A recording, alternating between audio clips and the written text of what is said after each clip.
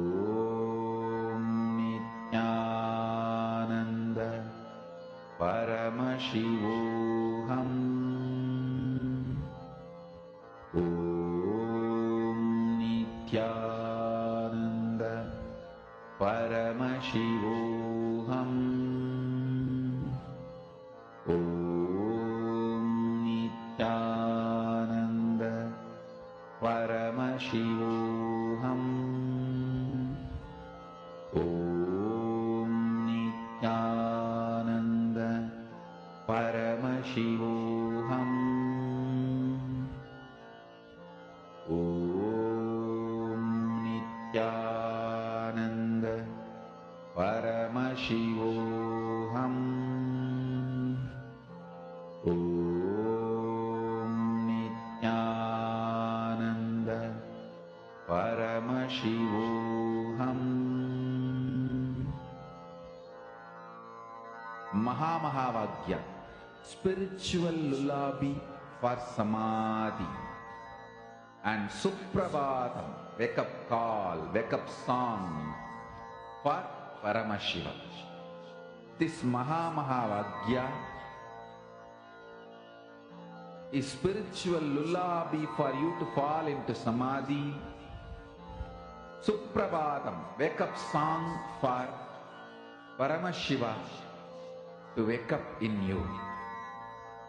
Just remember this one powerful cognition. This Mahamahavaagya puts me in samadhi. Consciously, continuously This bring is yourself spiritual again and lullaby again to for the space of samadhi. completion.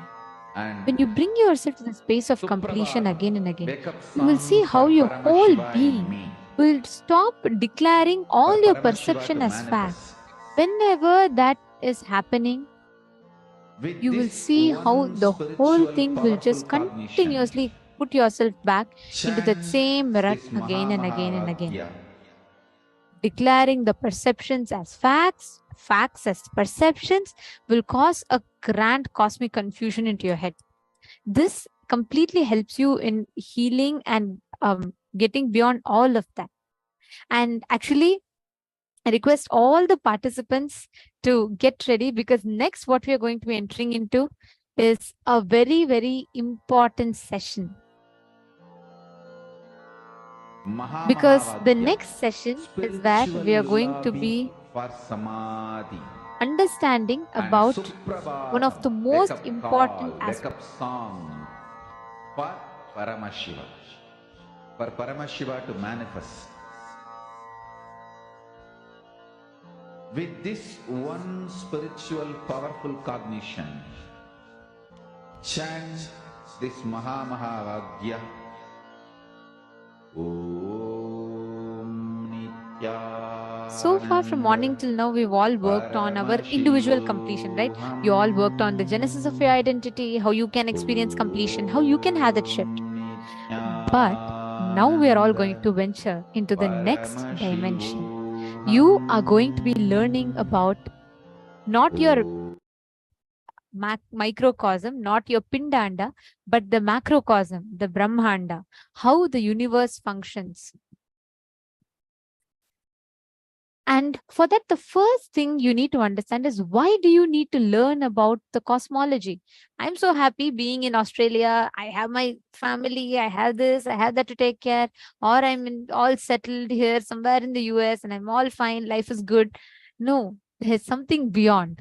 Because you are not your identity. You are not just Ma Chetana. You're not just Ma Mugdha Sharma. You're not just Ma Margarita. You're not just that person that you think you are. There's something beyond that. There's something beyond your 6-foot form. There's something beyond your identity as a good daughter, good mother, good wife, good businesswoman, good entrepreneur. Beyond all those identities, there's something in us which is supreme, the consciousness. So in the next session, let us understand about that component in us which is supreme, the conscious supremacy in us.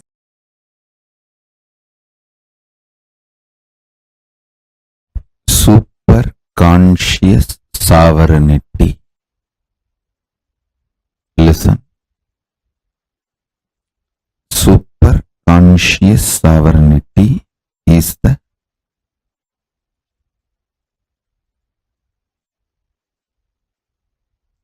principle superconscious DNA of Paramashiva will be manifesting today in all of you. Listen. Superconscious sovereignty. Let me explain. Listen intensely. What I am going to say now is superconscious sovereignty. You don't need to practice. I'm just going to put this like a golden light ball inside you. It will just start manifesting. Listen to this. Your super consciousness is the most supreme, and your super consciousness makes all the patterns, the self-doubt, hatred, denials, or anything restrictive in you, makes all of that irrelevant. Your superconscious sovereignty does not fight with your problems. It just makes your problems irrelevant.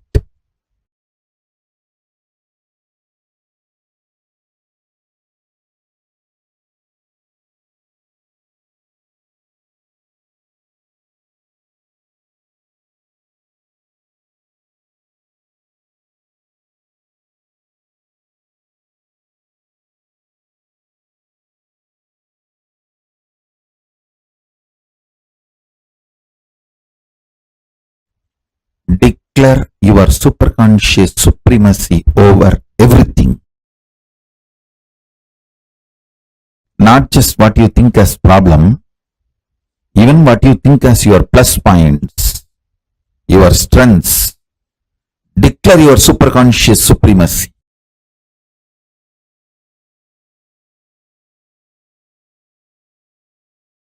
As Paramavatara of Paramashiva, I'll make it happen for all of you. You just declare. Understand?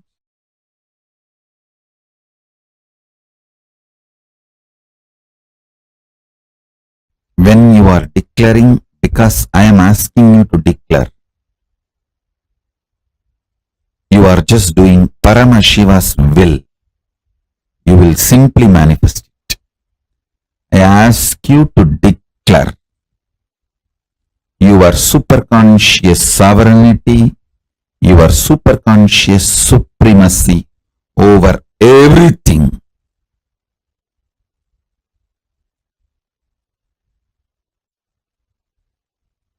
You will see your problems and solutions all become irrelevant.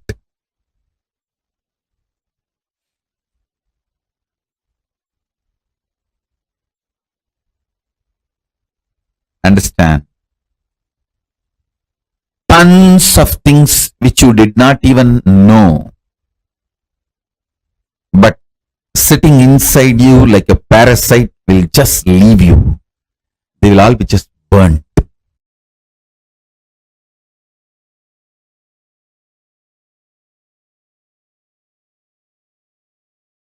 There is a beautiful verse in Vaishnavic tradition.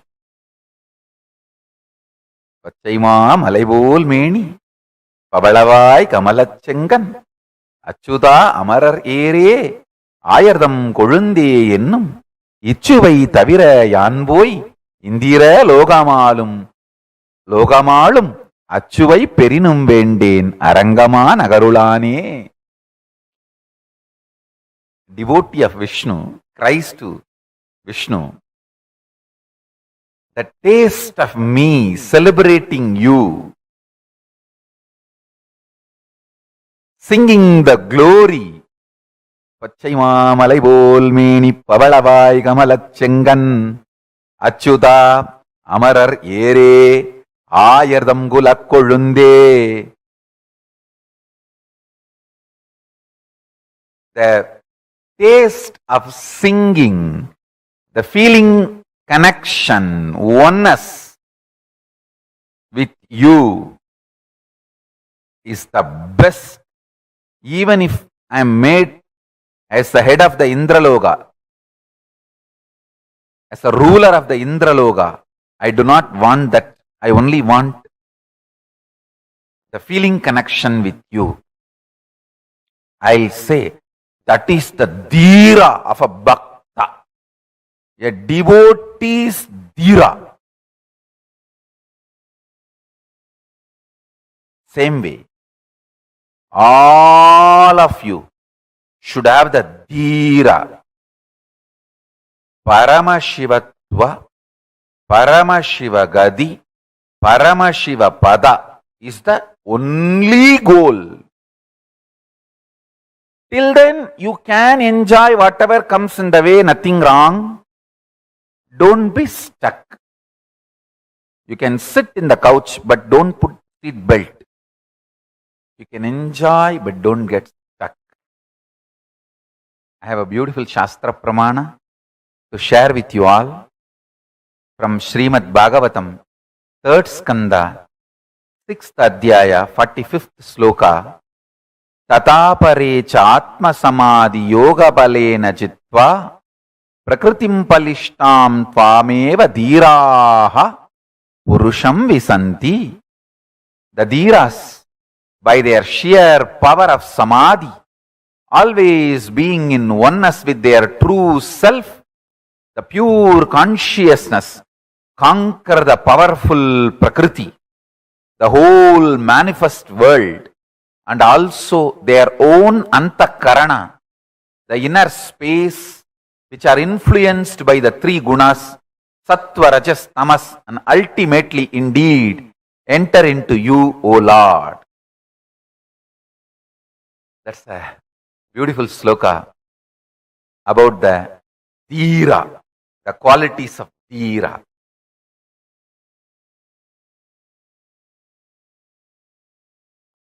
Understand? Your self-doubt, self-hatred, self-denial. Please listen. Your greed to achieve in the land which is not in your control strengthens your self-doubt, self-denial, self-hatred. Your self-doubt, self-denial, self-hatred, SDHD gets strengthened if you try to declare supremacy over something which is not there in your hand. You have only next few days in your hand. Declare your supremacy over that few days. You will win the game of life always. But you are trying to declare supremacy over few months, few years, which is not there in your hand, or which is not your territory, which is not your known boundary. Even you do not know how that few years is going to look in your life, which is beyond your boundary.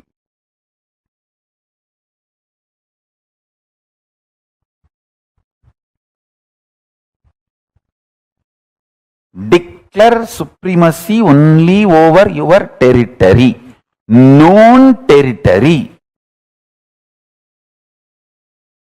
Whenever you try to declare supremacy over your unknown territory,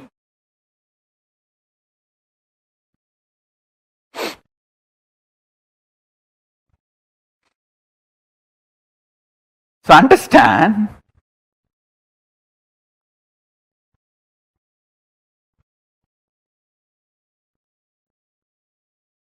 declare supremacy over the time space available to you. That is what I call Satya Sankalpa.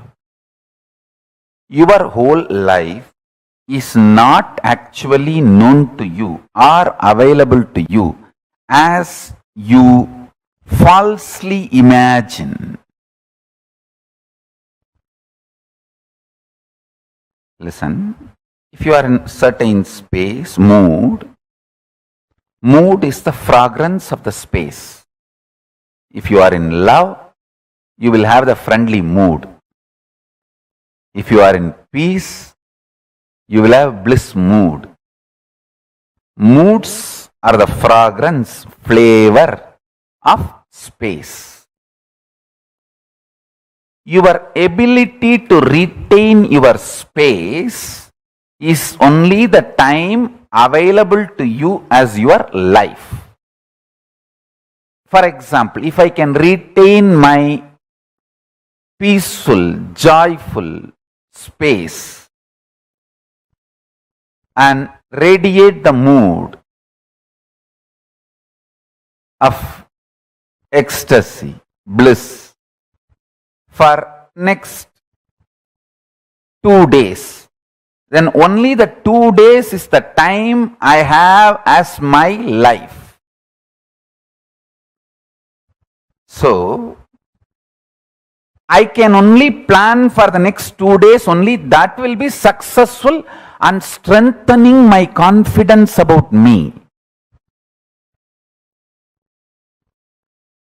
And after 2 days, then plan for the next 2 days. That is the way you consciously start building your Chidabhasa, source space of consciousness. The time-space continuum gets built consciously only with space-based sankalpas. You can handle yourself peacefully, joyfully only for next 2 days, as on now, but you try to make the sankalpa for your whole life, Dumbo, loose. Then you are naturally bound to fail and strengthen your self-doubt, self-hatred, self-denial. SDHD.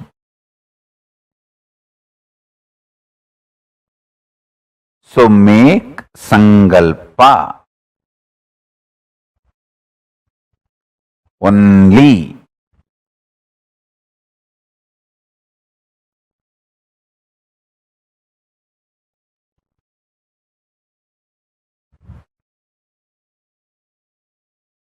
for the time space available in your hand,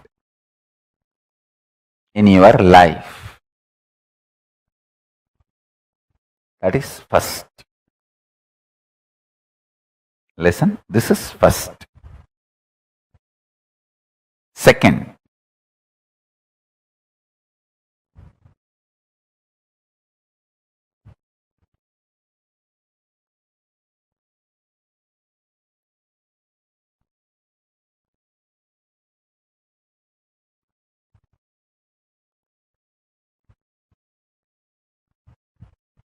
this may look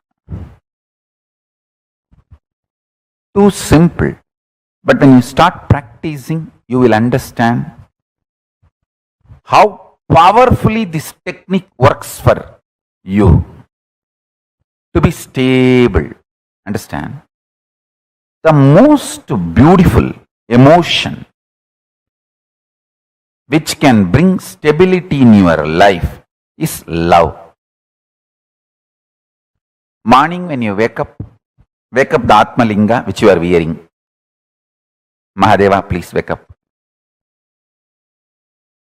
Morning when you take bath, Swamiji, please take bath. Pour few drop water on that linga. Always wear it. That is the best way. Pour water on your body and pour water on the linga. Swamiji, please take bath. When you eat, whatever you eat, Swamiji, please eat. When you brush, you don't need a separate brush. Nothing is wrong. I am telling you, I am your guru. To whoever I gave the Atmalinga,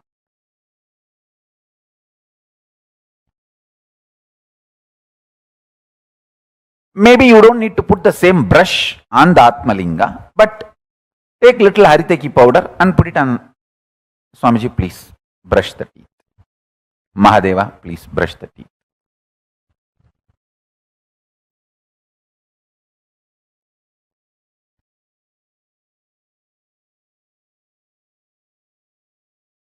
too simple.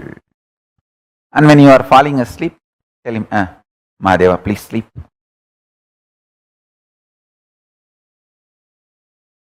Love manifests that Chidabhasa, time-space continuum in you, sweetly and beautifully.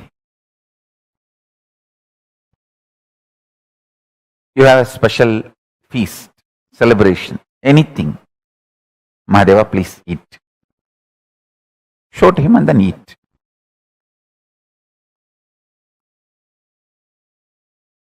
Start this. It is too simple. Time-space continuum. That Chidabhasa will explode in such high energy. When you spray perfume for you, just put little on him. Mahadeva, very good perfume. I got it yesterday. Lipstick, just put little, nothing wrong. Whatever I am enjoying, I have to give. This is what my gurus taught me. And I have enough Shastra Pramanas to prove what I am saying is right. Whatever you enjoy, offer it to him and enjoy. If you are lying on your couch, tell him, Mahadeva, just lie down. Rest, enjoy this sea beach. I tell you, he is neither outside you nor beyond your reach. He is the source of you. When you generate a love, sweet relationship, that makes your time-space continuum huge.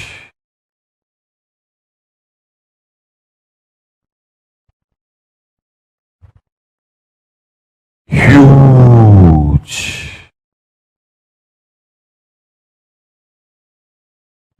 Even if you don't feel like wearing your Atmalinga, even the Rudraksha is actually Rudraksha Linga.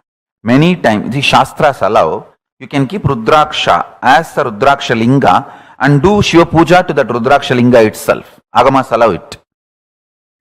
So you can keep your the Rudraksha, Kantamala itself as Atmalinga.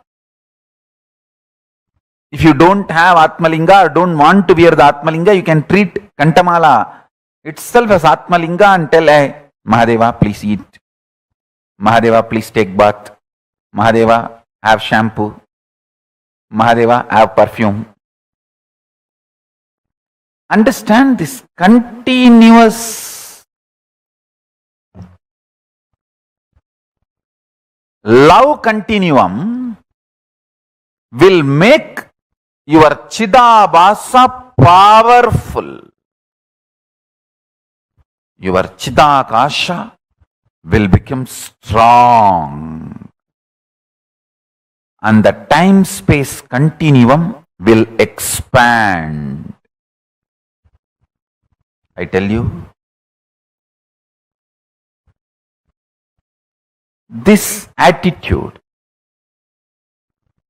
this will start building everything. People who lived around me can remember very clearly, even if some book is printed, invitation printed in our Kailasa, in our Sangha, and first copy is brought to me. First I will take it and put it on Atmalinga. I always have Atmalinga on my body. Whenever, if I am not wearing it, it is there in the Ananda Gandha. I will put it on Atmalinga and say, Paramashiva, please have it. I tell you,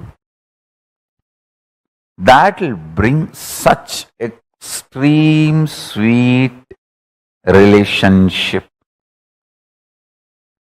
And you just see, even if you start understanding, he is watching over, he is continuously seeing you, that is enough. to make you fall in love and explode in love. I have seen people, the moment they know I am seeing them, they just go crazy with love.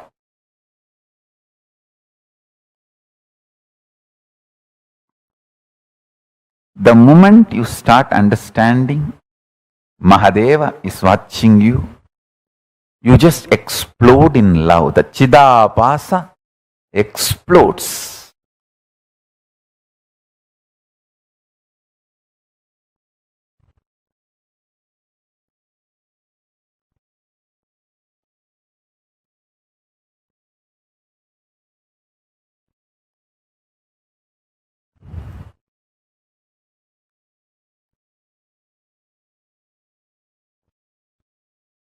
Vyutpatti of the word Chidabhasa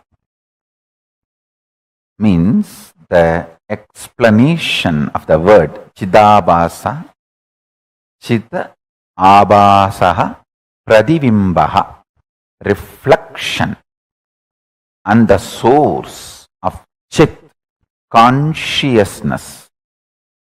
Buddhavatma Pradivimbe Jivaha Jive. The source and reflection of consciousness, Chit, in the Buddhi, in your being, self. Buddhi vritti chidabhasau idi vedanta karika.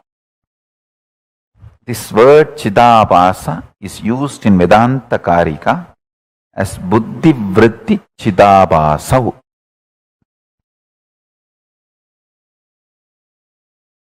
Listen.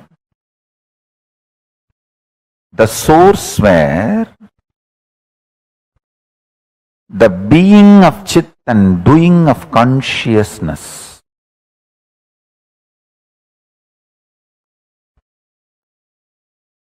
is felt, manifests, Chidabhasa. First few days only it will be like a monologue. You are talking to Paramashiva. Just after a few days you will see that he is responding in your inner space. You just know he accepted your food. You just know he is happy with the cold shower you gave.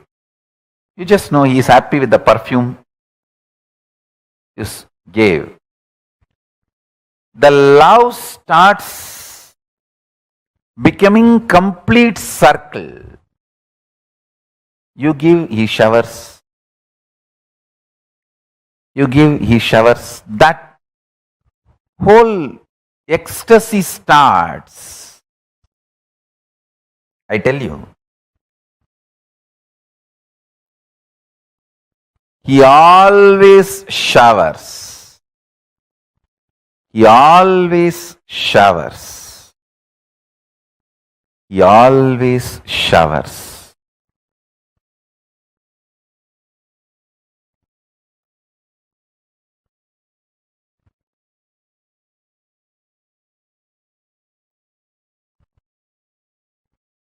He only makes sure you don't start using Mahadeva's love as your crutch. You should not use his love as crutch, your crutches. You should not become handicapped because he showers on you. That's the only thing he makes sure. Because he wants to make you fly through his love. He doesn't want you to become sick and start using him as your crutches. No.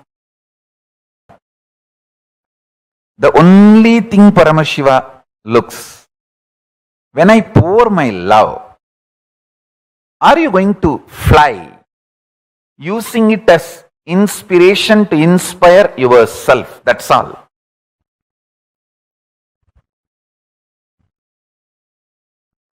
That's the only thing. Nothing else.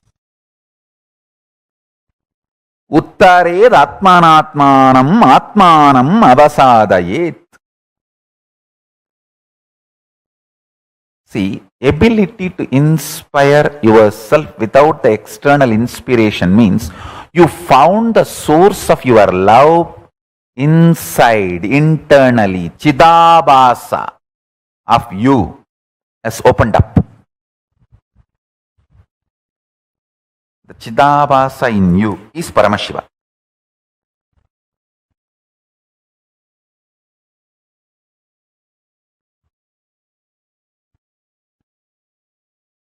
That's all.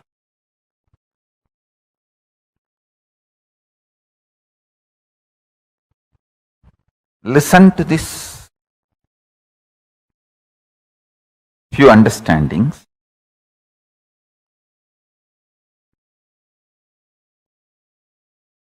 If you open your Chidabhasa, you are winner anywhere you are.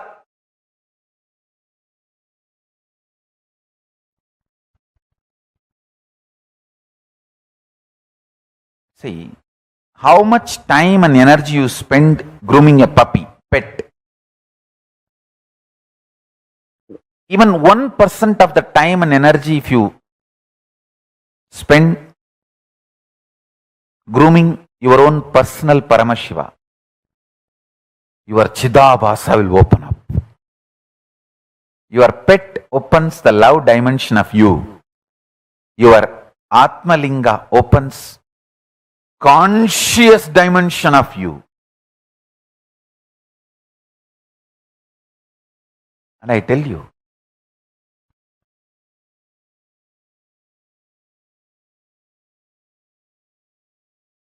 for example, now I am seeing all of you. If I just tell few people and your name and say, wow, you have done a beautiful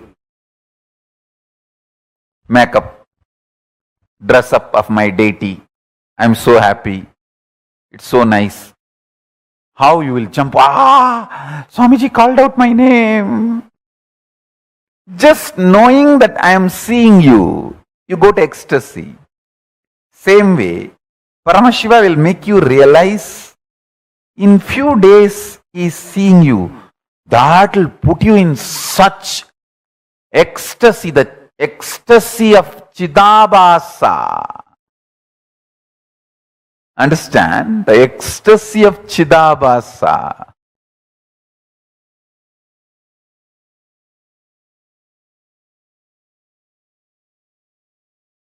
Listen, when Chidabhasa ecstasy starts, more time, more space is under your sovereignty. You can declare supremacy. You can be the leader and manifest what you want.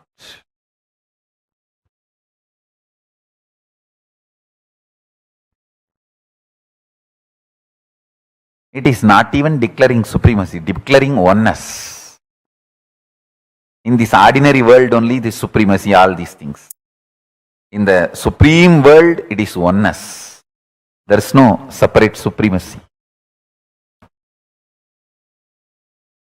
You should be in tune with Guru Vak, Guru's words so much.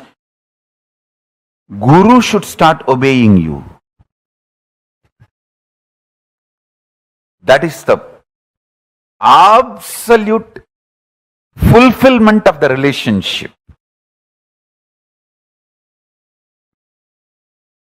Between you and Paramashiva.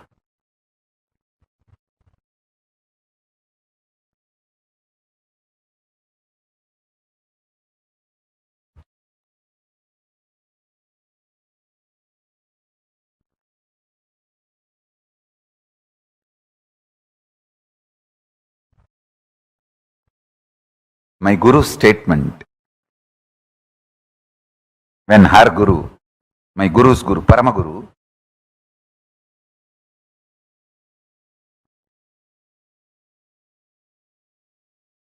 put the Batmasana 3 days after death, or so-called clinically dead. That time my Guru made the statement, வாழும்பொழுது அவர் சொன்னது எல்லாத்தையும் நான் செஞ்சிருக்கேன்பா, அதனாலதான் செத்த பிறகும் நான் சொன்னது அவர் செய்யறாருப்பா. What a guru-disciple relationship.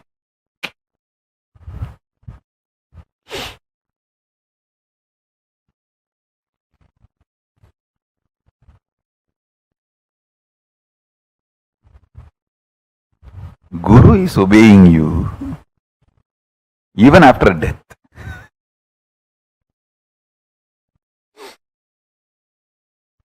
Whole day, as many times as possible, whether you eat, sleep, take bath, spray perfume, just do it for your Atmalinga also. Through Atmalinga to Mahadeva, to your Guru or Paramashiva. In Hindu tradition, literally we treat Guru and God as one and the same. Guru is the manifestation of God. God is unmanifest component of Guru. That's all. Avyakta Guru is Paramashiva. Vyakta Paramashiva is Guru. The manifest Paramashiva is Guru. Unmanifest Guru is Paramashiva. Guru's unmanifest dimension is Paramashiva. Paramashiva's manifested dimension is Guru. That's it. So anyone leads to another. That's all. If you catch Paramashiva directly, start praying, he will appear as Guru. If you catch the Guru and start connecting with him, he will lead you to Paramashiva. That's it. But both leads to the same oneness space, ultimate enlightenment.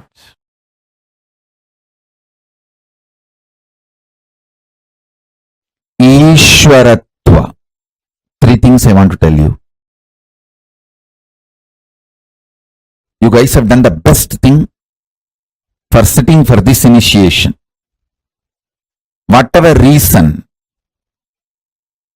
you chose this initiation, you have done the best thing. It may be lottery, Sukra's grace, luck, whatever you call it. Anything you have given up to sit for this initiation is worthy. Listen to that first. Any fellow who has missed this initiation has missed in a big way. How can I digest this vast expansion? So many were messaging, Swamiji, for many years, the things I was complicating and struggling, you were 10 minutes initiation. That's it. The problem is not there. Where are we heading? With so much expansion, listen. First, drop getting terrorized by becoming large. When I am infusing superconscious DNA of Paramashiva in you, so much expansion, you get terrorized. You get, oh God, it is too much. So you pick up one small thing which did not manifest. Like your diabetes, sugar did not come down. You pick up that and go on harping on that to make you feel, oh, expansion is not too much. It's all under control. You are still a human. Listen to every word. First, how many of you feel too much expansion is happening? It's really making you feel overwhelmed. Raise your hand. These people feeling overwhelmed with too much of expansion, too much of manifestation, overwhelmed. Raise your hand.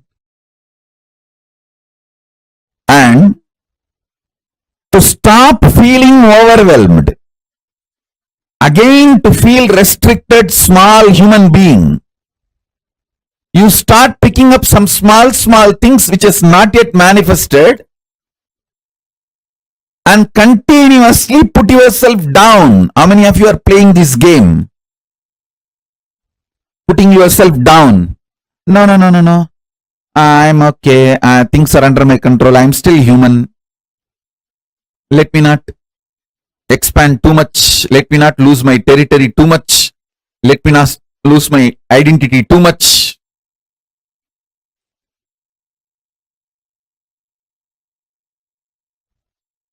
Listen. Drop both. Drop getting overwhelmed. Drop self-beating.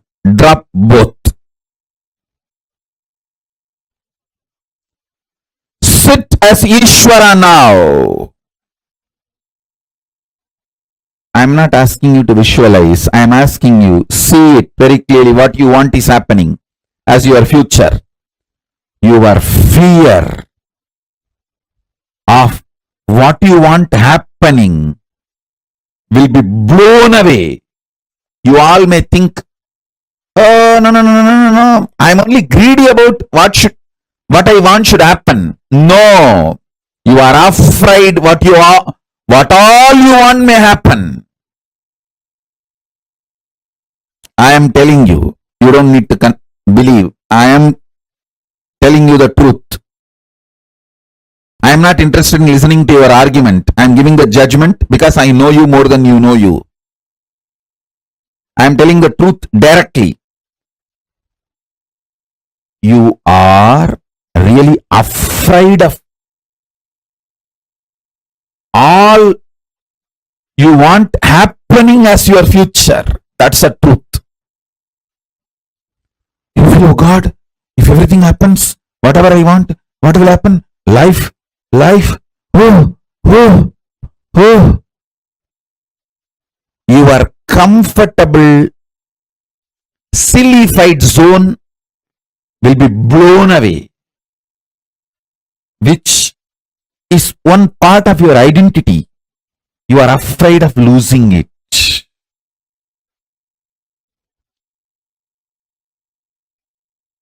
Listen.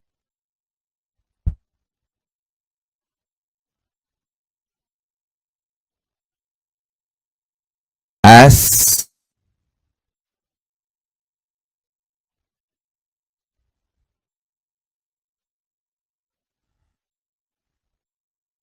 a living manifestation, Paramavatara of Paramashiva, I initiate all of you into the superconscious mutation process of Ishvaratva. The superconscious DNA of Ishvaratva is now infused in all of you. Sit and receive it. Let it manifest. Then I'll guide you into the mutation process more. Oh, listen.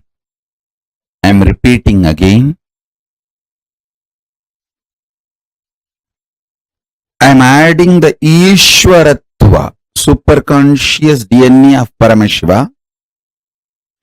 Ishvaratva means all powerful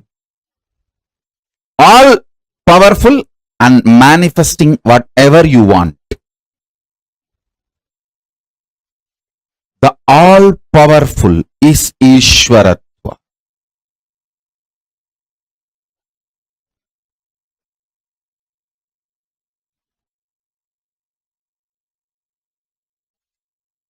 I'm doing the superconscious manifestation process, superconscious mutation process, by putting the Ishvaratva DNA of Paramashiva in you. Bend down all fears of expansion you have and break it. Pin down anything you want as a future and declare it is happening, it is manifesting. Drop the fear to manifest the future. Drop the fear to visualize your future manifesting as you want. Listen carefully. Continue to do this process. When you feel like falling asleep, just fall asleep. You won't fall asleep actually today. You will fall into Turyatita. You will see Paramashiva manifesting Ishwaratva in all of you.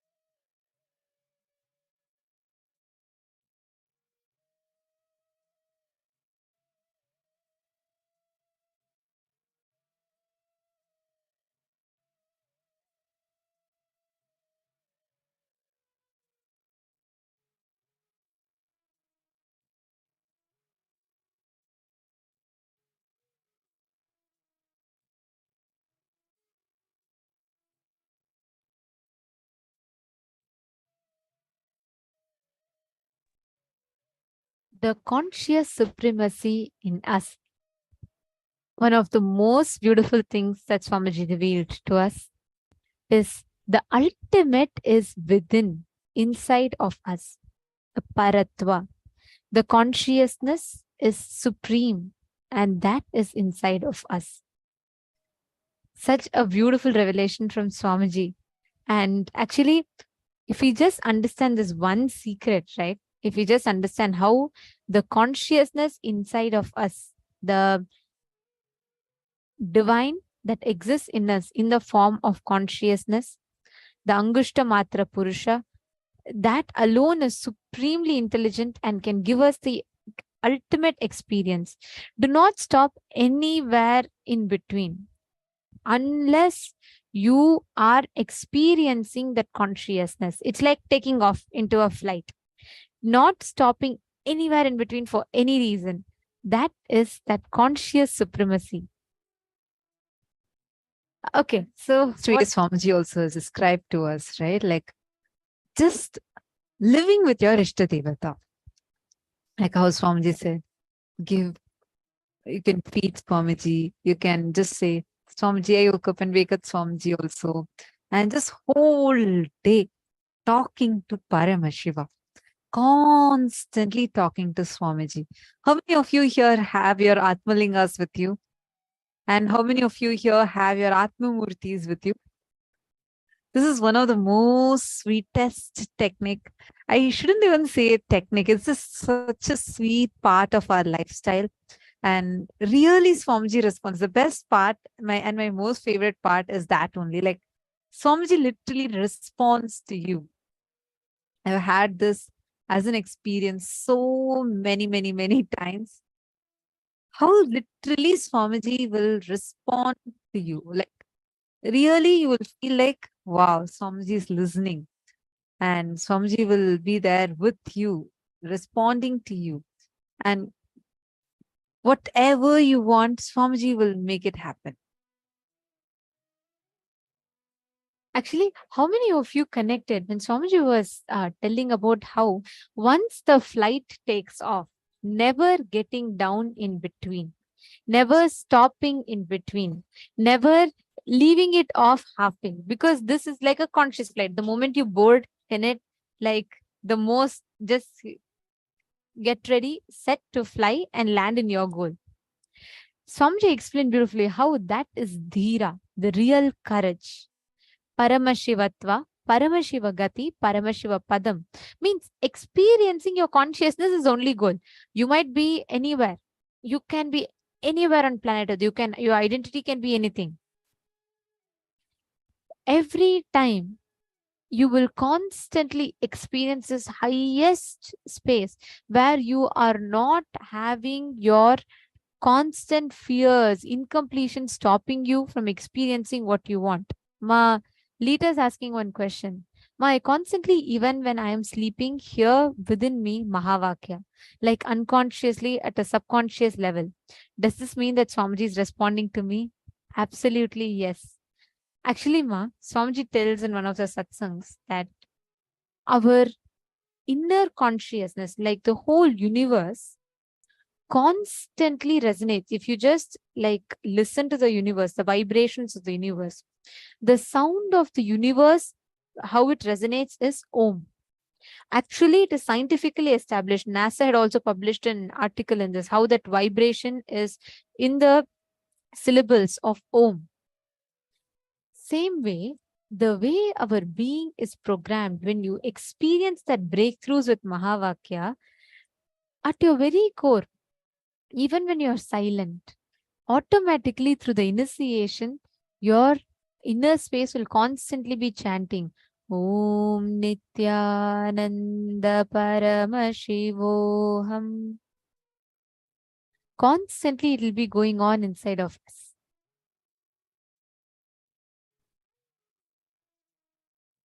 Sorry, Ma Lohini Rajagopal, I think I missed your question.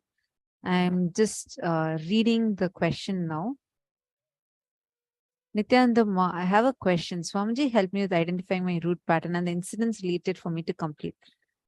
The question now is, I'm trying to see those incidents again for today's exercise. The memory is playing in black and white and not in color. Is there a reason for this? The scenes do not seem to have any emotions attached anymore. I am curious to asking this question. Ma Lohini Rajagopal, if you're still there in the room, can you please give me I'm so sorry. I just think I missed your question. I just noticed that you have asked this question. Ma Lohini Rajagopal, if you're there in the room, can you please let me know? Because I have a great news for you. See, actually, if this memory is no more triggering any emotions in you, It means that is completely complete. So as you beautifully explained, your question has the answer in itself.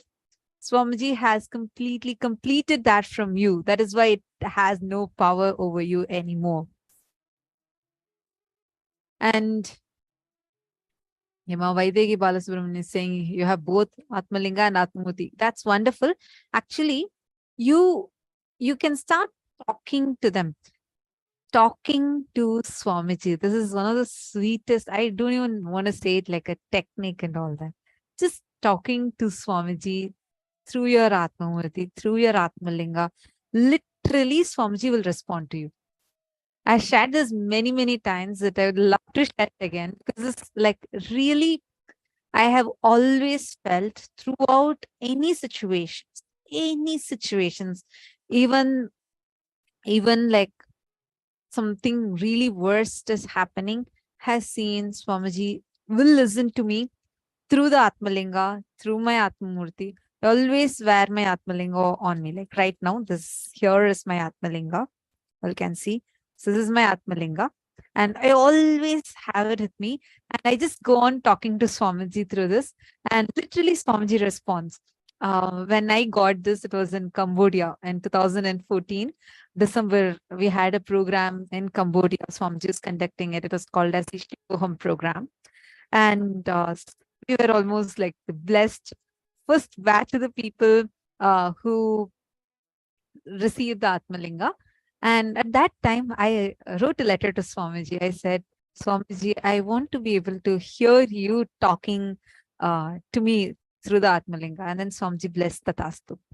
So I just wanted to play with that. I just wanted to see, okay, Swamiji will respond to me really, right? Like I wanted to go and I shouldn't say test it. Swamiji says it'll happen. I just wanted to experiment with it and play with it. So what I did, I went to the end of the hall. There's like hundreds of people. I think about almost 1,000 people were there in the hall. And I went, the Swamiji is sitting in the center of the hall, okay? And there's like circles around Swamiji. We all were sitting in a mandala formation. What I did, as everybody were getting, I just got up and then I went towards the end of the hall. Then I took my Atmalinga. I went near, there's this door where you can enter and exit, that door which is there. And next to that, there'll be an area. There used to be an area where you can go to get some tea or coffee. So I went near there. I took my Atmalinga and I'm whispering to the Atmalinga. I'm like, Swamiji, if you're hearing me, can you just turn towards us and say that you love me? I just whispered like this. And in a matter of seconds, Swamiji just turns around in his chair, looks straight towards where I'm standing, and then Swamiji says aloud, I love all of you. I love you to all. I was like, oh my God. Swamiji is actually continuously listening to us and being with us. This I have experienced so many, many, many times. Same way once me and my friend, another Balasan, we both were sitting and studying in the Gurukul. This happened much later, a few years later. And in Gurukul, we don't eat chocolates. We don't eat any of these things. Junk food is not at all there. And so there's this math textbook. If you've seen an IGCSE math textbook, there's one page where there's like all of these different types of chocolates put in a single page. And it's so the picture was there. And I was teaching him, like me and my friend, my classmate, we both are sitting opposite to each other. And then I was teaching him math. And at that time, he asked me, hey, wait, before you teach me anything further, do you feel like you want to eat this chocolate? I said, no, I'm not really feeling like it.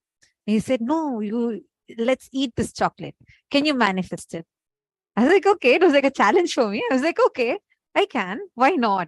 And then I was like, because I used to tell him that anything I want, I'll just ask Swamiji's Atmamurti and I can be so sure Swamiji will immediately make it happen. So then I was like, okay, sure, why not? And he's like, okay, I want it today. Can you manifest it today? And I was like, okay.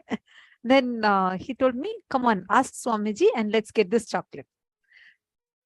See, this is like, and totally not, you cannot, this is not something that can happen, right?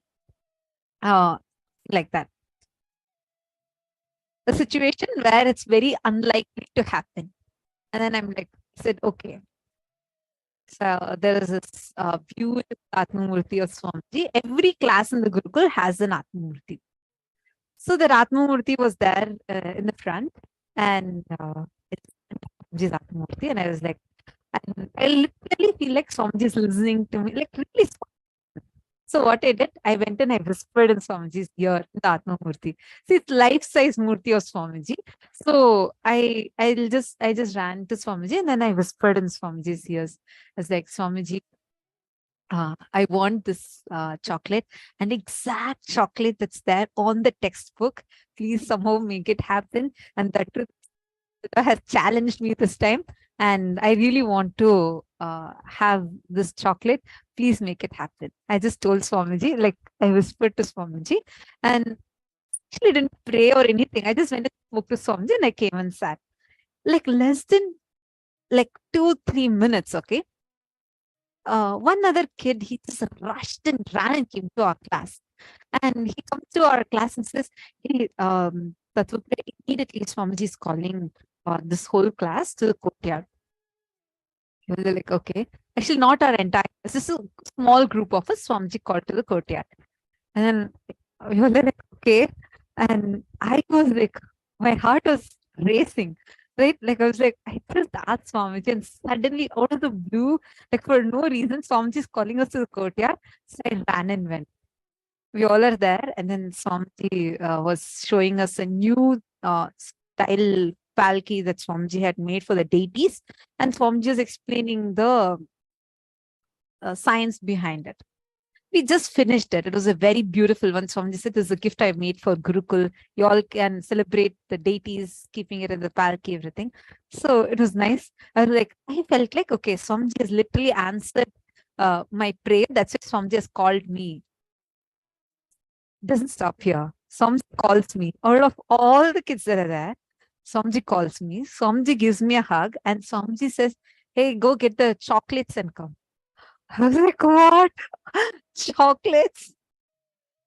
They get a huge chocolate, like a tray full of chocolates, and come to me. Swamiji blessed, and Swamiji gave exact same brands of the chocolate that's there in the book. Exact same. Swamiji saying, this is specifically for you. You asked me for chocolate. And Swamiji didn't say you asked me. Swamiji said, you wanted this, and I'm showering you with this, and take, this is for you. For Gurukul, for the whole of Gurukul, I'll bless separately and give. This is blessed for you. And don't worry, none of the ingredients that will affect you. I'll take care. I was like, oh my God. Like I just asked Swamiji in the class, to the Atmamurti. And Swamiji is gifting me. I was like I could not believe. And then Swamiji called the exact kid who challenged me. He was also there. Swamiji calls him separately and says, for you also the same chocolate, said, take, enjoy. And Swamiji like pat him at his back, and Swamiji hugged him. I was like, oh my God, Swamiji just listens to every single thing. Every single thing. Everyone that has an Atmamurti will have a story to tell like this, where you will experience. See, that's the beauty, right? It is literally like you having your version of Swamiji with you. And that is that like continuously available, constantly available, accessible to us. You can play, you can, you can complain to it, you can take all your stories to Atmamurti, you can fight with it, you can express all your all the things that is happening to you, all the things that you're upset about, and everything will be attended to and addressed by the Atmamurti. And the best way to describe it is like Swamiji is there with you no matter what. He is there with you. Okay, imagine and see. Chocolate, something that we never eat in Gurukul. And that to the specific brand, like it's not even available in India. Swamiji said just that morning, some devotee had gotten and given it as a gift to Swamiji. I was like, oh my God, like literally. And why out of the blue, why should Swamiji call me out of everyone? Right? Because Swamiji is really listening. Really, Swamiji listens. And it's not just now, in every situation I've seen. Like in there are so many times, even small things like you are looking to manifest something, whether it is a simple thing. In Gurukul, we have this food that is getting prepared, right? Even that, I'll always say, Swamiji, today afternoon, I want to eat this. I'll just tell Swamiji's Atmamurti. Swamiji is like best friend. He will just make it happen for you. No matter what you're asking, he'll just be there. He's your best buddy and he'll just make it happen for you. And the most beautiful thing is he's always there with you. And that is how you relate with Atmamurti. He will be there continuously with you and guiding you, talking to you. He will be there even if all your friends leave you, he'll still be there with you. You can talk to him, you can like it's like your own version of Swamiji. It's like only your Swamiji. And he'll only listen to you. He'll only talk to you. And he'll only respond to you. And you can ask him anything you want. This is the sweetest way how you can experience that conscious supremacy in you. Tells conscious supremacy, conscious sovereignty, meaning knowing, cognizing your consciousness, and you're the most precious in the whole existence, and you're beyond any patterns. This Swamiji is so beautifully explained, right? You are beyond any prenatal and postnatal patterns.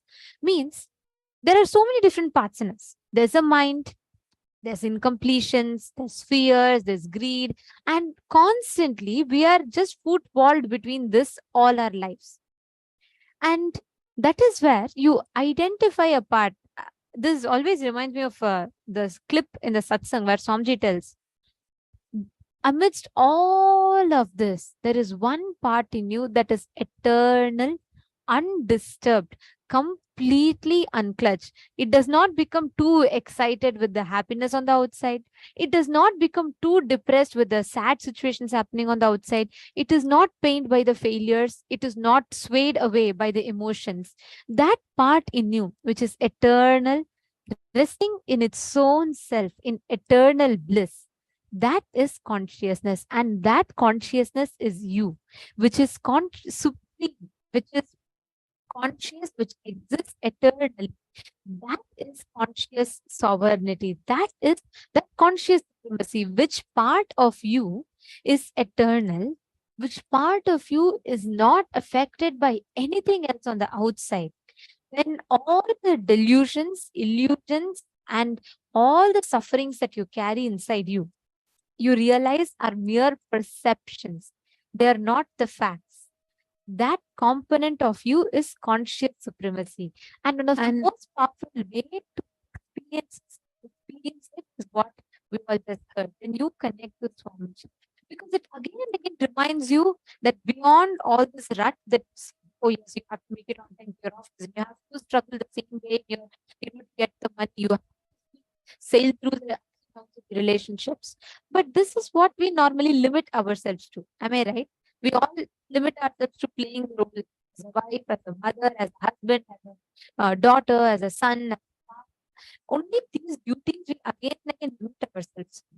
But this truth that Swamiji explained takes us all one step beyond that, reminding us of that conscious supremacy, that consciousness in us, which is eternal, which lasts forever. All of you today for this exercise as well as for the power manifestation. Really try this. Get your Atmamurti, or if you can't move your Atmamurti, maybe you put it on the wall or something, you go sit next to Swamiji. But talk to Swamiji. Like really, not just, I see many times we think, okay, you see, I talk through my mind, I do telepathy. No, you're going to actually talk to Swamiji. Like really physically talk to Swamiji. You don't need to be too loud. Just such that You are hearing it. Okay? Try this and see. You can talk anything. You don't need to feel restricted. Swamiji is that one person who's not going to judge you. He's not going to hold anything about you, no matter what.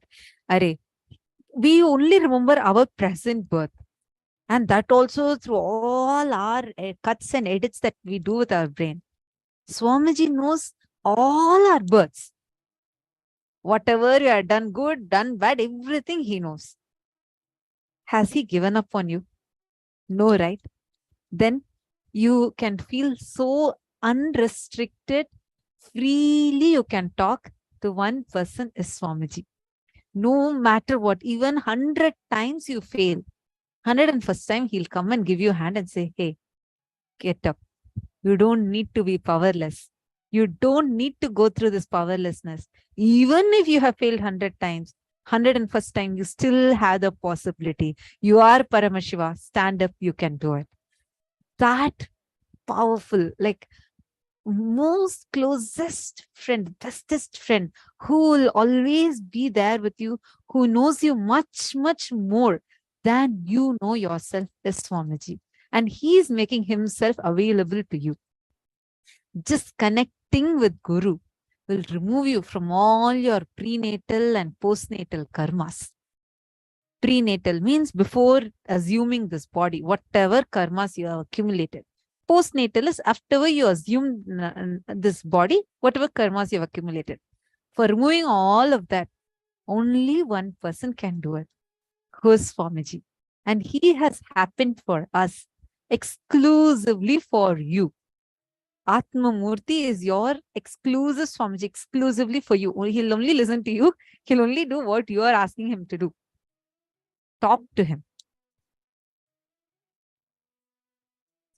Importantly, when you understand the first and the most important truth, all these prenatal and the postnatal patterns that you have, all the delusions, illusions, suffering that you continuously carry, it is like this. It's like if you have let's say you're dreaming, right? And suddenly you see a tiger is chasing you in your dreams, you're running in the forest and there's a lot of snakes. You see there's a cliff and there's below that there's a river and crocodiles are there, and behind tiger is chasing you, on the sides there's snakes. Is the solution to, you're yelling, you're asking your friend to pass the gun in your nightmare, and you're asking him, I'm going to die, give me a gun. Is a solution for you to take the gun and shoot? No, you will only damage yourselves, if not your friend. The solution is for you to just wake up from that nightmare, right? Same way, all the delusions that you believe is a reality and that you try to operate in your life with, again and again, come back only to this one point. They are delusions. That's why Swamiji says, right? Don't try to work with the seen. Don't try to work with what is seen. There's something beyond all these layers of delusions that we add to ourselves. And working on your conscious reality, conscious sovereignty, establishing the truth that, hey, beyond all your ups and downs, you may be happy at some point. You might have failed miserably at some point. You might have been at your lowest of the lows at some point, or your highest of the highs at some point. But beyond all of this, there is one part in you which exists without any kind of an up or down. That part of you is conscious supremacy. That is that consciously sovereign part of you. And these, when you understand and when you realize, when you cognize this, when you understand it, all these prenatal, postnatal patterns does not bind you. They don't impose any kind of force on you. And that is what the Guru gives to us as an experience. Beautifully, Swamiji described to us in the session. Swamiji said about Dhira, right?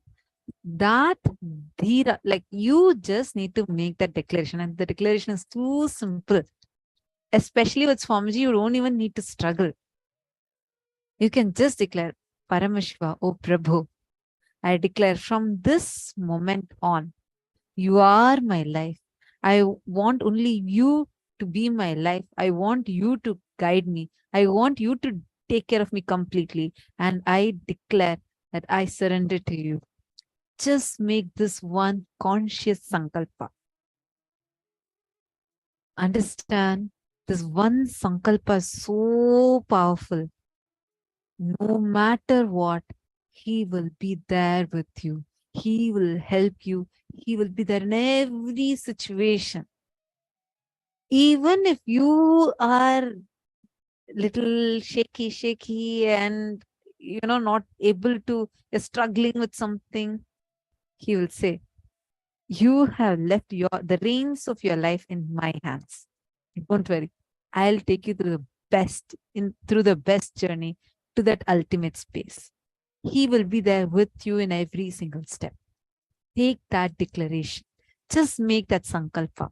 With Swamiji, it's just so simple and so sweet. Moment you stay, you just even declare.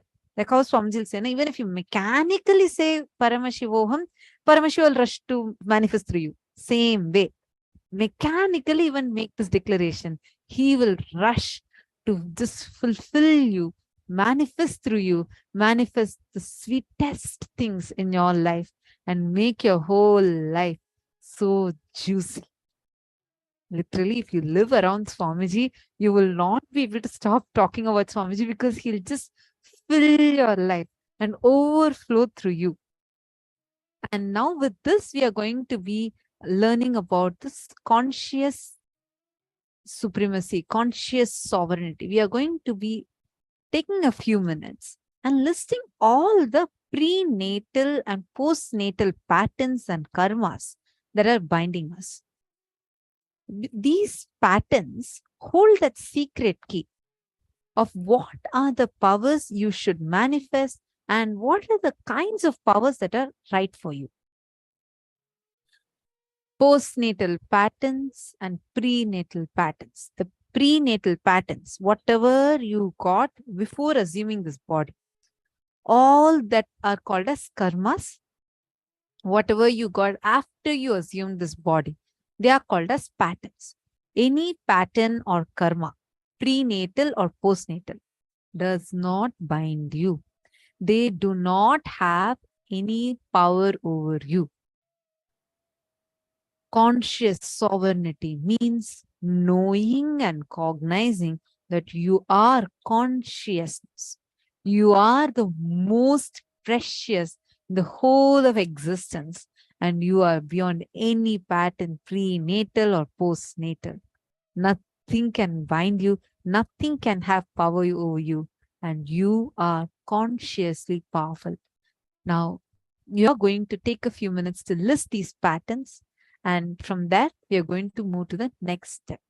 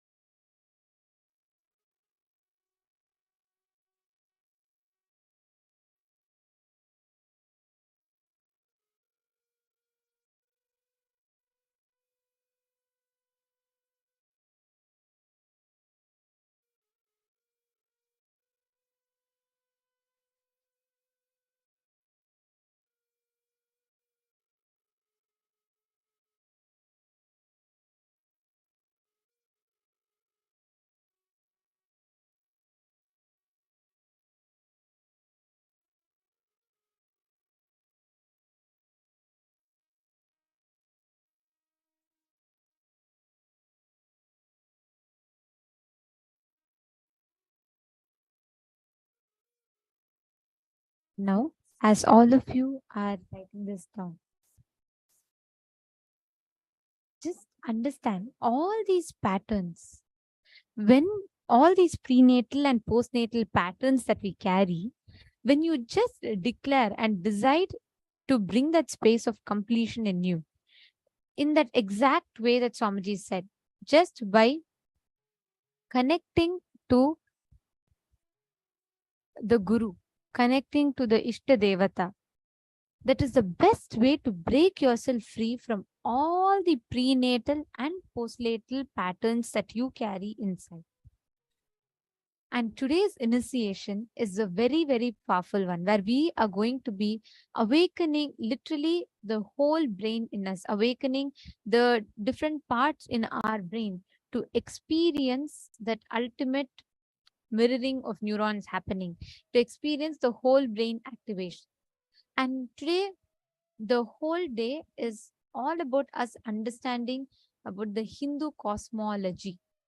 And now, as all of us are nearing the darshan very, very shortly, 8 p.m. New York time will be the darshan. We're all going to be having a very important preparatory process. And for that, we will be first understanding about Surya Siddhanta, understanding about the Hindu cosmology. Let us now listen to the revelations.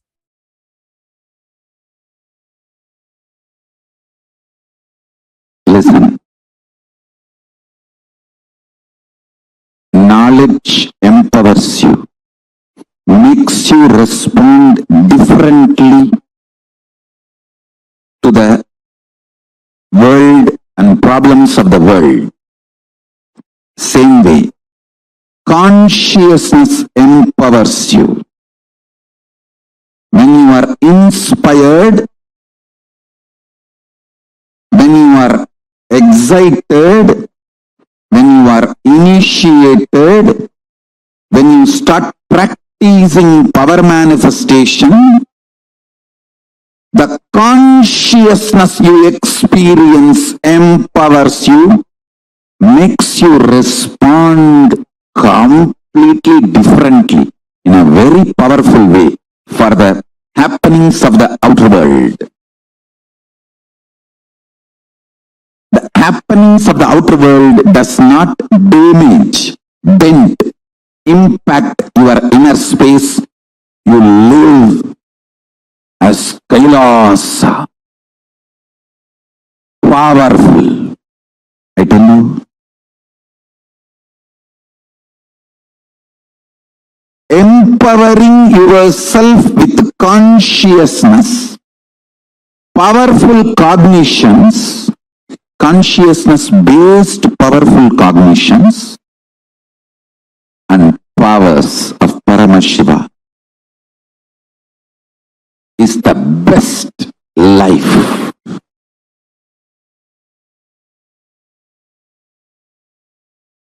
I am from the tradition, ecosystem which gave books like Surya Siddhanta. Understand? I want to tell you, for thousands of years we know the cosmos more than any scientist in the modern day. For thousands of years we know all these great truths. Our lifestyle was established on all these great truths. Any simple priest doing puja in a village temple in India, who does the Sankalpa mantra, who knows absolutely more truths about the cosmos than many modern day scientists. Because the Sankalpa mantra, the Mahasankalpa mantra, he should know biography of the whole universe and geography, where he is sitting, and the cosmology, how the whole thing is functioning, and mainly the relationship between these three for his present moment of when he is performing, conducting this sacred ritual. The whole thing he has to know. Only then he can do Mahasankalpa.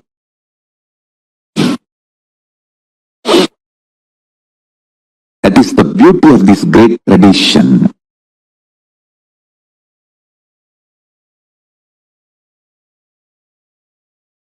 The sun which you are seeing every day is described as Aditya, incarnation of Surya in Surya Siddhanta.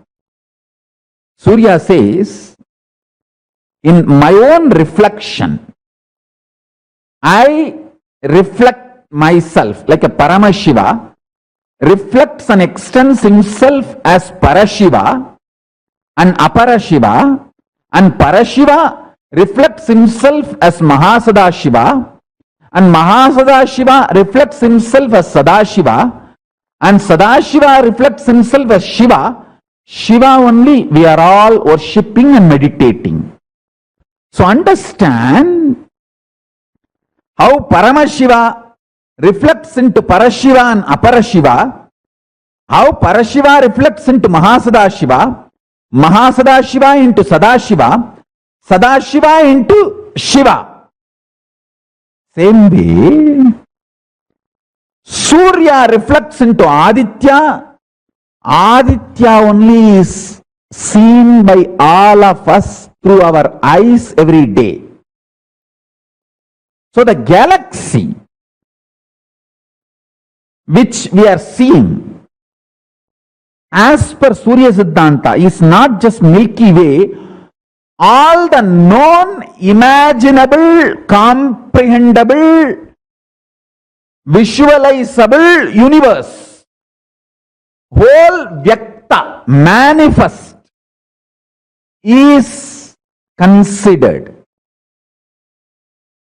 as Surya Mandala in Surya Siddhanta. Surya, as per Surya Siddhanta, whole known universe is Surya Mandala. All the manifest Vyakta is Surya Mandala. Avyakta is dark matter. So the whole manifest Vyakta, known universe, is going around inside Avyakta, that dark energy, on Mahakailasa. Mahakailasa is the center. The dark matter, the dark energy is the base foundation on which the whole known universe is going around. Whole known universe is going around Mahakailasa, floating in the dark matter. So everything manifested, Vyakta, is Surya Mandala. Now, what Tamal Tarundas has sent, that scientists have discovered, is you are talking more about Milky Way, the whole galaxy. But see, when you say Surya Mandala, you try to represent or describe the whole galaxy.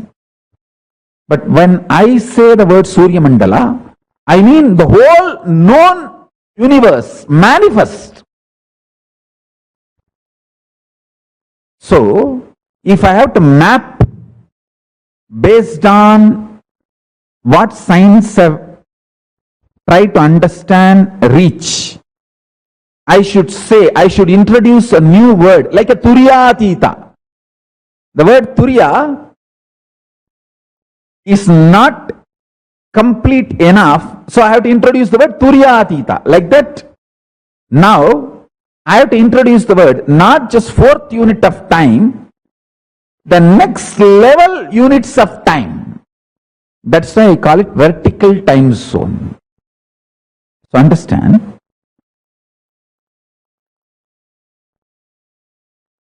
the very interesting statement I wanted to make now. Listen. Anything which exists goes round itself, can go round itself. its microcosmic existence, and it can go round its macrocosm.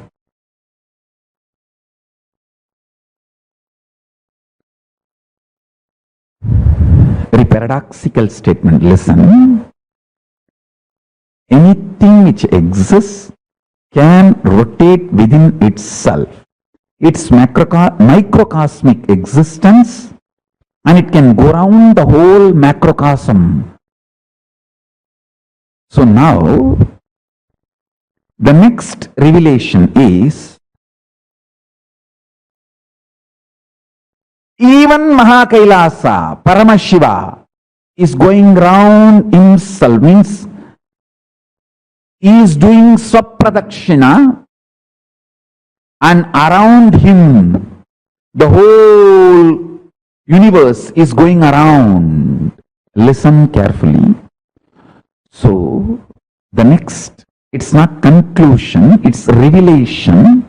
Anything which can rotate within itself is the reflection of Paramashiva. If you can whirl and center your consciousness with this powerful cognition, this moment, you can connect with Paramashiva, who is center of the Kailasa. Listen. Paramashiva, who is center of the Kailasa,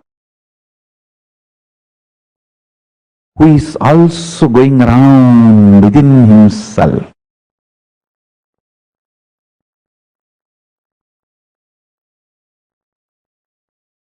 Swapradakshina, Atma Pradakshina.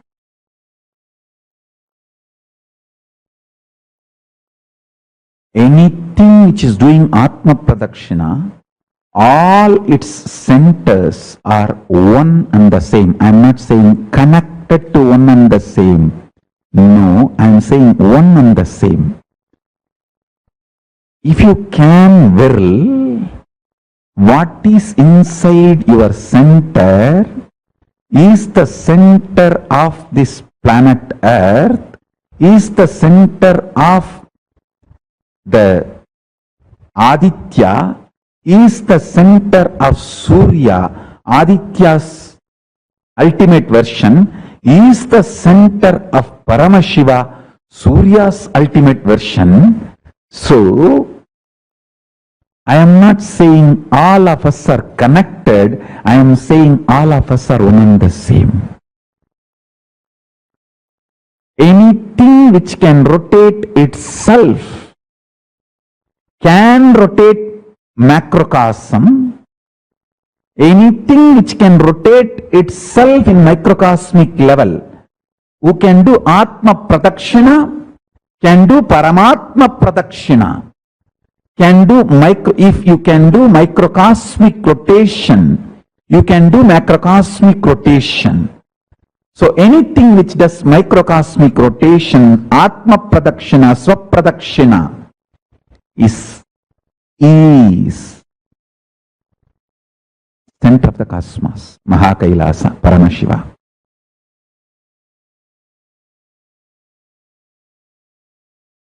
Your conscious intention is the principal manifestation, primary expression, core concept called you. Understand? If you are a concept, core of you is your conscious intention. You need to know, the good news is your unconscious mood swings does not matter. That is why knowledge, jnana, about what is right conscious intention is given so much of importance in Hindu tradition.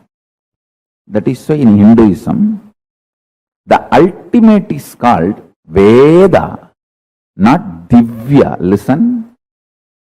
The word Veda means knowing, knowledge. Divya means sacred. Veda, knowledge is sacred.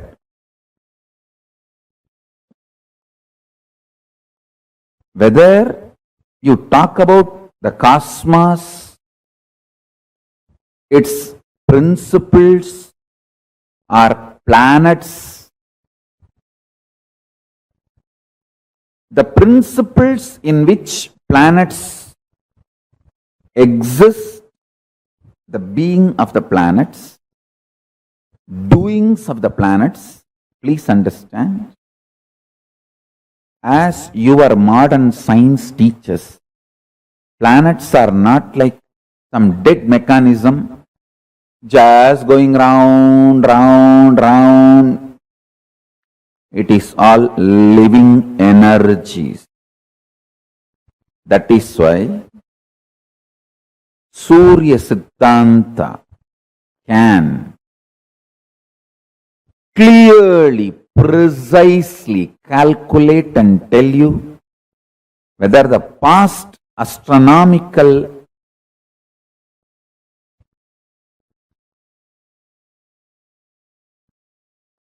incidents, miracles, mysteries happened, or the future which is going to happen, or even simple clerical predictions of the routine happenings like Amavasya, Purnima, eclipse, even those things, the precision with which they can calculate is extraordinary, because Surya Siddhanta recognizes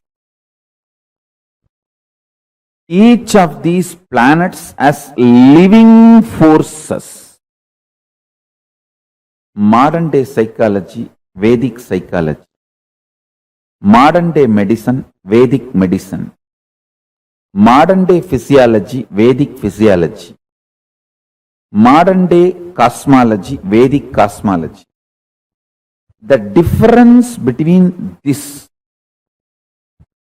is only one thing. In Vedic tradition, everything is conscious centered. You are not biomechanism in Ayurveda, you are bioorganism. In modern day medicine, you are biomechanism. They don't involve the component of consciousness, whether to diagnose you or cure you or treat you or attend to your illness or support you in any form. End to end, conscious component is not accepted as the active part of their whole profession, end to end.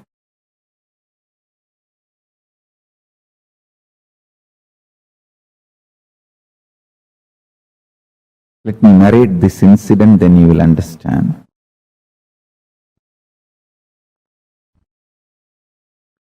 Once my guru was trying to teach me the Surya Siddhanta, means how the Panchanga can be predicted and penned down. He was trying to show how the sun is center and earth moves around the sun and moon is around the earth, and the whole structure, including the sun, moon, the whole thing is also moving.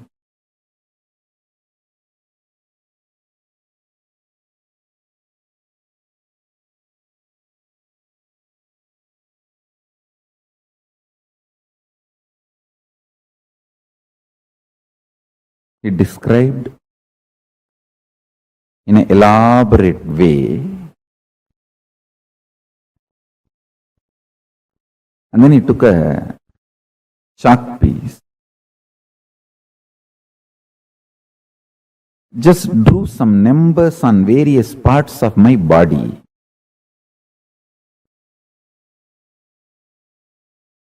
The numbers belong to each graha, is directly connected to our internal organs. Each graha influences one of our internal organ heavily.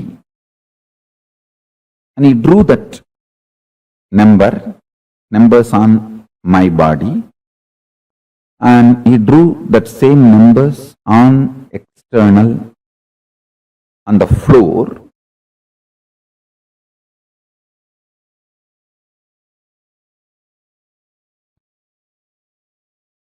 Explaining how when those grahas change, when those stars move,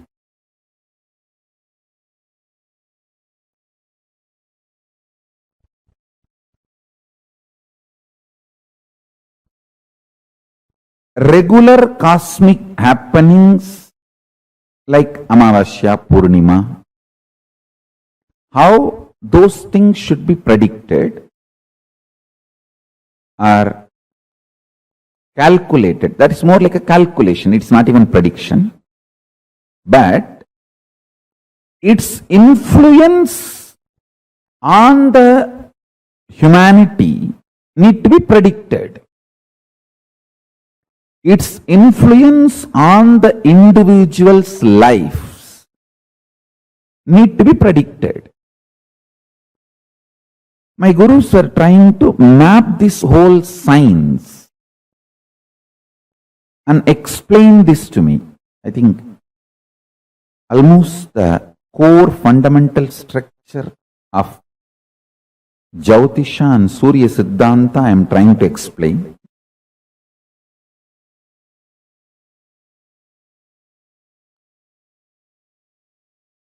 Chandaha padautu Vedasya astau kalpoda patyate jyotishamayanam chakshur niruttam shrotramuchyate sikshakranam tu Vedasya mukam vyakaranam smrutam. This is a very traditional verse. In any Gurukul they will chant this and make you repeat. It's a description. 6 angas of the Vedas in Veda Purusha's body. Jyotisham ayanam chakshu, meaning Jyotish Shastra is considered as eyes of the Veda Purusha. From this we understand that the Vedic astrology is as old as Vedas, or in other words, does not have beginning, anadi. This Shastra is also called Hora Shastra. Hora is an abbreviation of Ahoratram, meaning day and night. It means it is the systematic study of time and its components and parameters and its influence on physical, chemical, biological existence of what we know as life. Listen.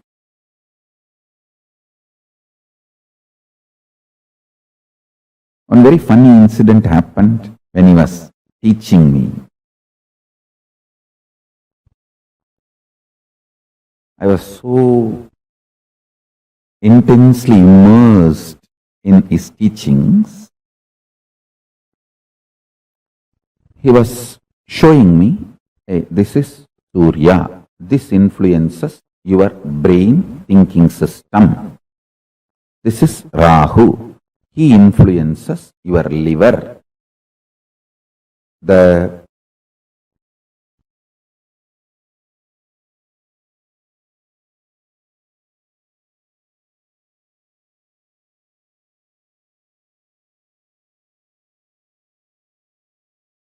actions liver performs physically, its influence on your thinking system,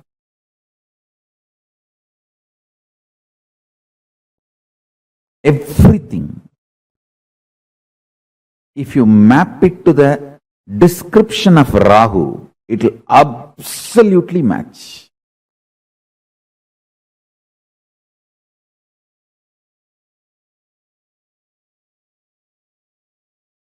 Guru, Brihaspati, is the decision-making mechanism which influences your will persistence, Anya Chakra, pituitary glands, and its impact on your existence is directly Guru. He was explaining step by step how each of these grahas and their members and how they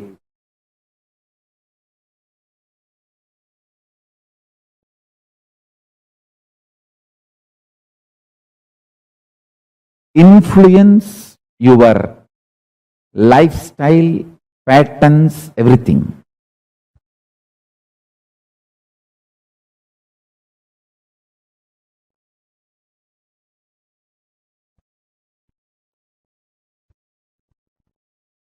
I'll repeat exact one line.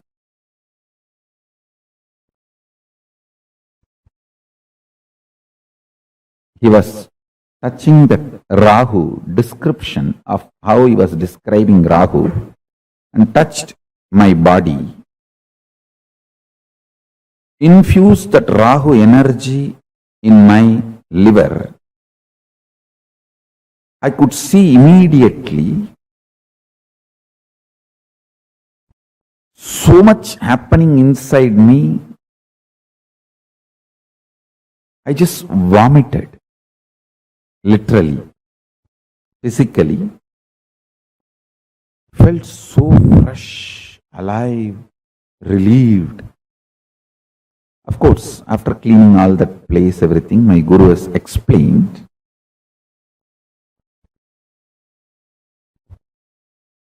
Ira Nepata Ayul Neelandambi. In Tamil, he said, if the liver is straightened out, life will increase. It is directly Rahu. Rahu is responsible for your longevity. Rahu can influence and put you in addictions and kill you, or he can keep you addiction free or addicted to right habits and food and keep you happy, healthy for any long. This whole thing is related to your liver. If the liver decides to addict you for certain food, nothing can be done. Just by remembering that food, you will be forced, your whole system will be pushed to eat it. After eating, you will repent, but you will not stop eating. He said, integrity of the liver to the purpose of your existence makes you long, happy, healthily living.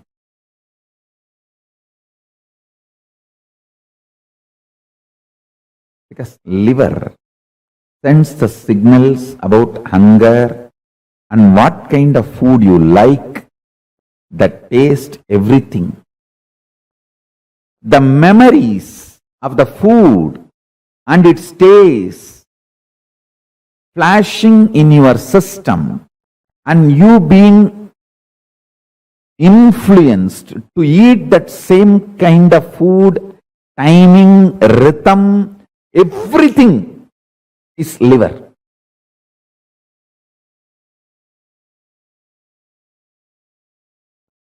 when you don't understand the fourth unit of time, kalpa,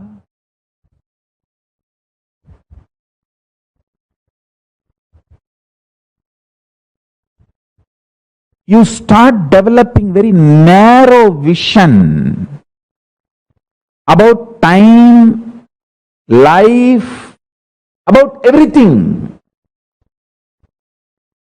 Anyone, even intellectually, understands the concept of kalpa, the fourth unit of time, is liberated from so much of fears. I tell you, the permanence of existence, perception about life absolutely changes the moment you understand this fourth unit of time. I'm just revealing some of the superconscious principles. I want a long Vakyartha Sadas to happen in every level.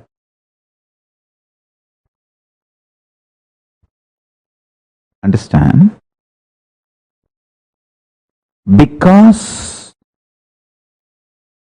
we are agitated, we don't think for a long time, because we don't think or try to understand the multiple units of time.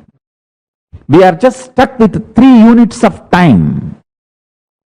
That is why all our planning, all our ability to connect with the time, all our ability to understand time stops with the units of years.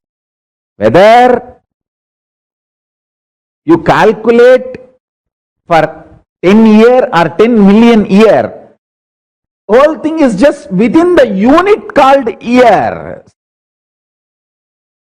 But if you understand the fourth unit of time, kalpa or yuga, the whole realization about you, life, everything will change. The sin of one life theory will lose its base. I call it a sin because of that one life theory. So much suffering for humanity. See whether the greedy way of generating the wealth by destroying the earth.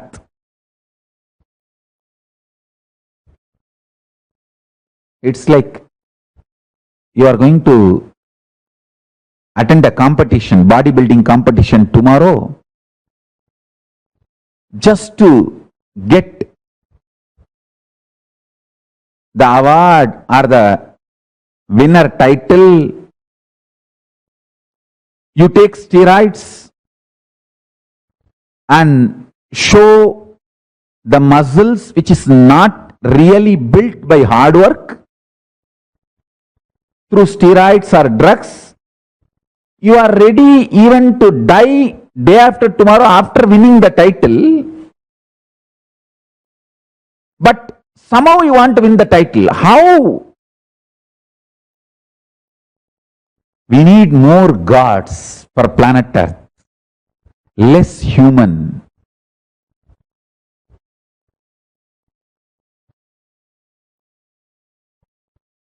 But unfortunately, in Indian society,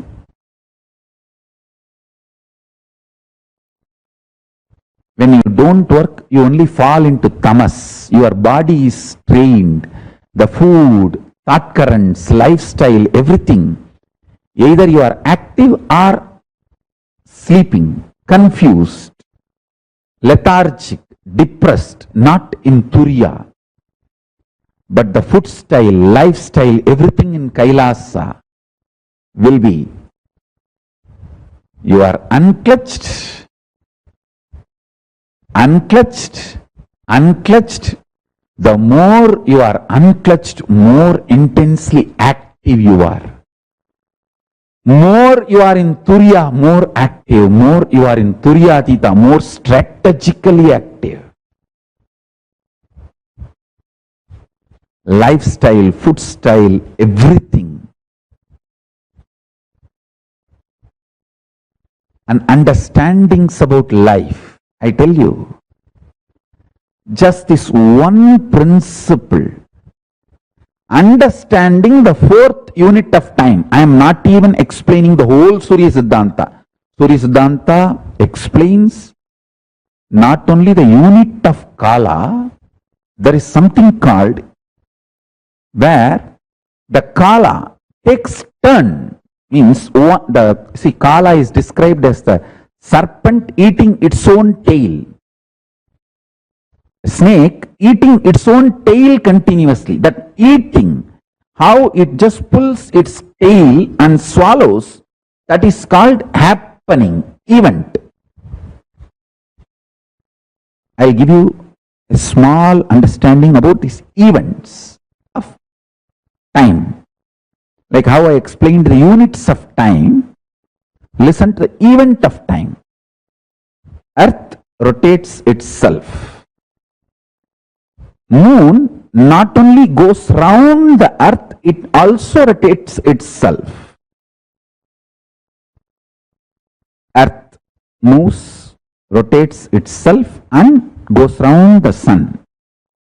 Same way, moon rotates itself and goes round the earth.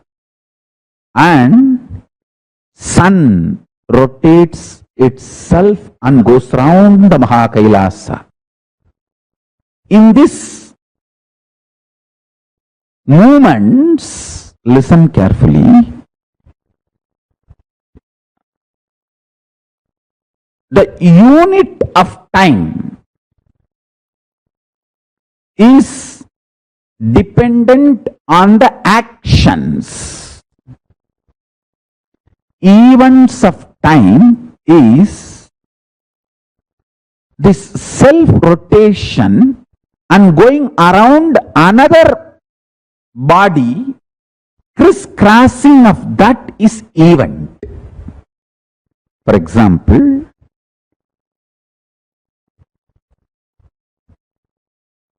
because moon goes round the earth and earth is going around the sun, this crisscrossing is the eclipse. At one point, this crisscrossing happens, means sun is covered by the moon or moon is covered by the sun.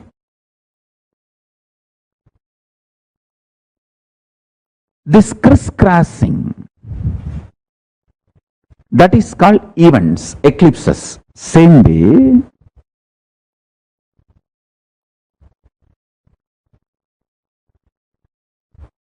sun rotating itself and going around the Mahakailasa creates multiple events, not just unit. It creates multiple events. Units of time and events of time. In Surya Siddhanta, snake eating its own tail, every swallowing is considered as event. A full snake body eaten by itself is called unit. So for earth rotating itself, there's a unit and events. Moon rotating itself, there is unit and events. Moon going around the earth, there is unit and events. Earth going around the sun, there is unit and events. Sun going around the Mahakailasa, there is unit and events. Now, let us look at only the fourth unit of time. The fourth unit of time is cognized by the mind which lives in Nirvikalpa Samadhi. And even if all of you have not achieved the Nirvikalpa Samadhi, if you understand the principles from a person who lives in Nirvikalpa Samadhi and makes that as a lifestyle, you will enjoy all the benefits of the Nirvikalpa Samadhi. For example, Einstein's theory, all of us may not understand, but many benefits derived from that theory, we are all enjoying in our life because we decided to accept his theories. Same way, the fourth unit of time, this theory, all of you may not be able to grasp it, but if you decide to accept and enjoy, make this theory as a part of you, you will enjoy all the benefits of these truths, benefits of this theory. That is what I call living enlightenment. Till you realize personally, individually, as your own enlightenment, living it because your Guru has revealed it, making that as your vision because your Guru has revealed it, is living enlightenment.